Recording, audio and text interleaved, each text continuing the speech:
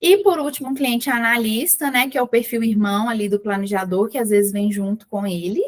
É comum, mas não é regra, né? Pode existir executor planejador, comunicador planejador, todas as combinações, elas são possíveis. Como que eles se comportam? Eles são mais fechados inicialmente, como eu falei, quando eu coloco caixinha de perguntas, geralmente é o perfil que o pessoal tem mais medo, né? Quando é o pessoa predominante analista. Eles não se abrem com muita facilidade. Eles deixam os vendedores mais apreensivos por causa desse jeito mais fechado. Eles fazem mais perguntas porque eles são detalhistas. Eles valorizam dados e evidências científicas, né? Características mais técnicas do seu produto. E do que eles gostam, do que eles não gostam. Opa. Acho que algum slide ficou fora de ordem aqui, pessoal. Espera aí rapidinho que eu vou parar de gravar e começo de novo para gravar essa parte da análise. Não, depois eu corto, pode ter continuar gravando.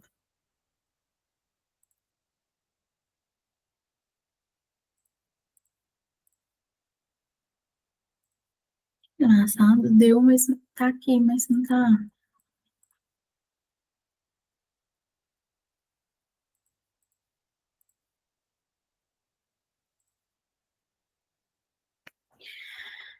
Pronto, então bora lá. Então, do que eles gostam? Eles gostam de dados e comprovações de eficiência, né? Então, essa questão de dados comprovados de resultado, gente, eu vou deixar aqui assim, porque na hora que eu estou apresentando tá ficando branco, eu não sei por quê. Então, eles gostam de dados e comprovações de eficiência mesmo, eles são mais atentos a detalhes, eles gostam de conversas mais profundas e mais técnicas, então, enquanto o executor, né, é mais ali focado no resultado, ele gosta de ser mais profundo, mais técnico, entender todos os detalhes antes de realizar uma compra, e eles gostam de processos de venda estruturados e organizados. Sabe quando, por exemplo, você chega numa empresa e aí você tem um primeiro touch ali de atendimento, vamos pensar num hospital que é muito assim, né? Uma primeira pessoa te atende, faz umas perguntas, aí de repente você é jogado para um outro profissional, né? Quando tem quebra nesse processo e te pergunta tudo de novo, isso mata um analista, né? Porque soa desorganização.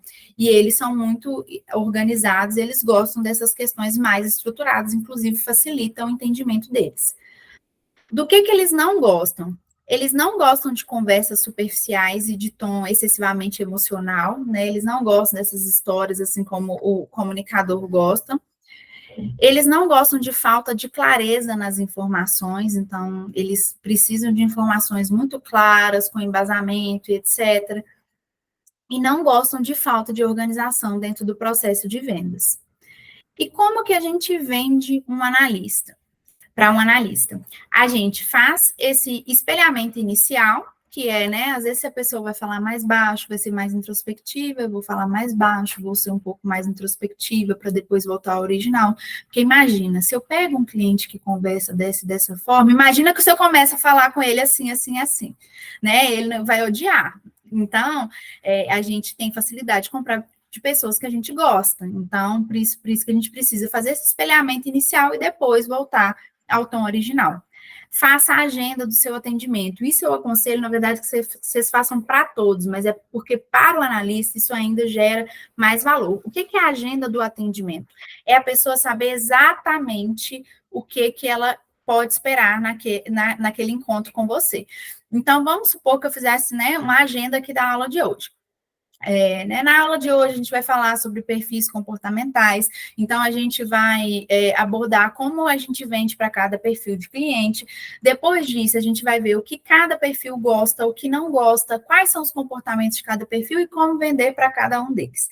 Então, isso é só um exemplo, mas, por exemplo, você vai atender alguém, aí você fala assim, oi, fulano, na minha apresentação agora, nos primeiros minutos, eu vou entender um pouco sobre você, depois eu vou pedir sua permissão, porque eu preciso te fazer algumas perguntas, depois eu vou entrar na minha solução, baseado no que você me trouxe, e no final, a gente, né, fazendo sentido, a gente vai te enviar uma proposta comercial, tudo bem?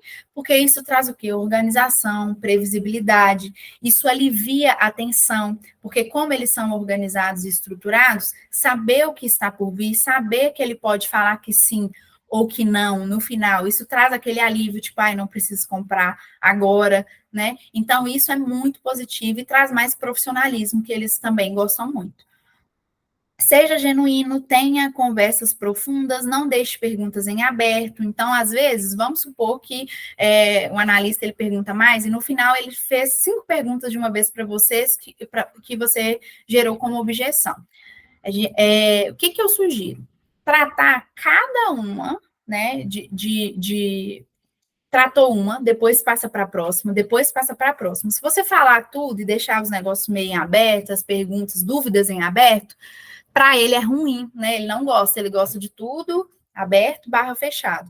Então, a gente já teve até aula de objeções que eu ensinei essa técnica, essa é uma técnica muito importante para analistas. Então, se a pessoa falou assim, tá caro, eu tenho que falar com meu marido, eu não tenho cartão, não sei o quê, eu tenho que conversar com meu tio, eu tenho que falar com meu chefe, etc., né? Você quebra cada uma e aí só depois você parte para a próxima dúvida.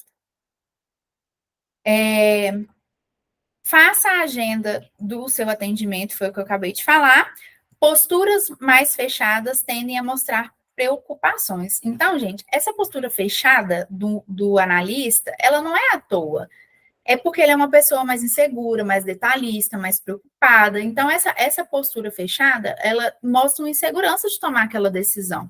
Então, por isso que é importante a gente ouvir, porque ouvir e responder atentamente o que ele está perguntando gera essa relação de confiança. Fazer perguntas abertas, especialmente no início, para evitar respostas como sim e não. Então, isso a gente até viu também, né, em algumas aulas. A dica que eu sempre dou é: enxergue as perguntas como um funil. Comece mais aberto e depois vai fechando. Por quê? Imagina, um analista ele já tem dificuldade de se expressar e de ser mais aberto. Se eu faço uma pergunta extremamente fechada, por exemplo, assim, qual sistema que você usa hoje? Ao invés de perguntar como que é o processo, vamos supor que eu venda um sistema de recrutamento e seleção. Como que é o seu processo de recrutamento e seleção no início? Eu pergunto assim, qual sistema que você usa hoje? Ele vai falar o nome do sistema, X, acabou. Aí eu já vou ter que fazer uma outra pergunta. Então, fica muito mais difícil eu conduzir a conversa. Se eu pergunto, por exemplo, como que é o seu processo hoje de recrutamento e seleção? Isso abre para ele me dar uma resposta mais aberta e eu conseguir, com mais facilidade, conduzir essa conversa. Mostrar dados e casos de sucesso, mas no momento certo. Então, por quê? Primeiro a gente precisa ouvir o que é importante para ele, e aí depois, quando a gente for mostrar a solução, a gente fala sobre casos de sucesso. Mas não é legal você já trazer isso já no início, porque senão fica aquele negócio, né? Parecendo que você está querendo só vender e não ouvir o que ele tem a dizer. Mas mostrar casos de sucesso, aí aqui de novo, contando uma história mais baseada em dados, em resultados, né? Em embasamento, é melhor, mais detalhe. Respeite o time de decisão dele também, porque ele também não decide rápido. Forneça comparações claras e objetivas, então isso é muito bom também. Então, ao invés de ficar, não, a gente é muito melhor do que o concorrente, né? Isso nem é legal falar mal do concorrente, isso não traz, né, ética dentro do processo. Mas, por exemplo, se você for comparar com um concorrente, traga dados. Olha, nós temos essa funcionalidade aqui a mais, nós temos essa aqui a mais, eles têm isso que a gente não tem. Se você for claro, objetivo, verdadeiro, você vai criar mais confiança com ele. E fale sobre garantias e segurança. Então, vamos supor que vocês vendam um produto que dá, sei lá, uma disponibilidade de garantia para ele cancelar caso alguma coisa dê errado, que mostra que o tempo de atendimento, caso alguma coisa dê errado, é de X horas. É muito importante falar esses detalhes para ele, porque ele dá valor para esse tipo de coisa e isso também deixa ele seguro. Vocês têm que pensar que esse é um perfil mais pessimista, é o mais pessimista dos 4. Então, ele já, enquanto o comunicador está lá sonhando, etc. e tal, não está nem ligando para quanto tempo que ele vai ser atendido depois, esse aqui ele vai fazer questão de saber, por exemplo, que tem um pós-venda, que vai falar com ele em X horas, então ele é bem mais detalhista. Então, é muito importante que a gente preste atenção nisso. Bom, por hoje era isso. Acho que essa aula, gente, é uma aula que vocês podem ver e rever várias vezes, porque é um treino, né, diário que a gente precisa fazer. Tem dicas muito legais aqui, independente se você está no início, meio, ou já está muito experiente na carreira. Acho que essas são dicas que a gente precisa sempre revisitar, porque é conteúdo de fato de ouro. Queria saber o que vocês acharam, se tem alguma dúvida.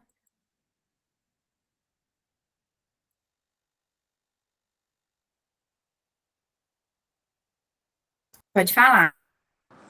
Muitas informações, né? Mas a prática leva à perfeição. Igual você falou, a gente reviu bastante essa aula, porque realmente teve dicas muito boas, né?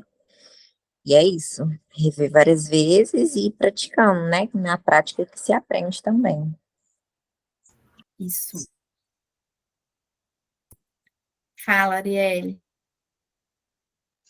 Eu gostei muito da aula, acho interessante, porque eu consegui identificar o que eu acho que eu teria mais dificuldade, que foi o primeiro, principalmente na questão que precisa demonstrar segurança e autoconfiança, o executor, né? E eu me identifiquei mais com o planejador. Eu achei interessante. Cada uma forma diferente de abordar e todos também, você falou sobre contar uma história de sucesso, né? E é interessante aplicar isso na venda. Inclusive, você usou isso comigo na apresentação, eu consigo perceber. Legal, que bom que você percebeu. Viu? Agora você vai descobrir tudo por trás de quando você compra. Mas, assim, não fica preocupado com relação a isso. Como, né, eu disse aqui para o pessoal, nós todos, não existe perfil bom ou ruim. Nós todos temos pontos fortes e pontos de desenvolvimento. Eu conheço excelentes vendedores que são planejadores. O que a gente precisa aprender é como utilizar, né, esses pontos fortes. Inclusive, planejadores são ótimos para vender valores muito, muito altos, tickets muito altos, justamente porque eles são excelentes ouvintes e eles criam relações duradouras e de longo prazo. Então, entender o que você tem de positivo e saber também que a autoconfiança e a segurança naquilo que você vende vem com a prática. Nunca que você vai, por exemplo, chegar numa empresa, vai começar já a pegar o telefone e ligar, que vai ser dessa forma, sabe? Vai ser instantâneo. Não, é com a prática. E aí, o que é o lado bom? Como o planejador, ele é mais, geralmente, planejador analista, né? Ele é mais metódico, etc. Depois que ele pega o processo, fica muito mais fácil, muito mais linear. Um comunicador tem mais dificuldade, por exemplo, de seguir o processo, oscila mais, então tem que prestar muito mais atenção nesses pontos de organização. E disciplina e organização é uma das coisas fundamentais para as vendas, né, que para ter sucesso em vendas, principalmente hoje em dia, que tudo é método, técnica e etc. Bom, então é isso, gente. Muito obrigada, viu? Ana, Obrigada, Ana. vamos aplicar bastante, né? No profissional e também de No identificar. pessoal também. Obrigada. Obrigada. Boa noite. Boa noite. Não, acho que a Joana não quer falar alguma coisa? Queria. Pode falar. Na verdade, era a minha apresentação, mas e se você não se importar como se estender um pouquinho mais, eu fazer na próxima, porque eu fiz 2 tópicos legais, sabe? De exemplos. Ótimo. Vamos fazer na próxima, então, a gente pega. Ok, pode ser. Ficou bem legal, aí eu fiquei com vontade de apresentar. Comunicadora, né? Muito bom, isso mesmo. Então, tá bom. Mas aí, se fosse o planejador, ia embora para casa e não ia falar nada, né? De apresentar o negócio. Mas muito bom. Bom ver na prática acontecendo. Okay. Aí, na próxima, você mostra para a gente, tá bom, Joana? Tá, joia. Obrigada. Boa noite. Com Deus. Tchau.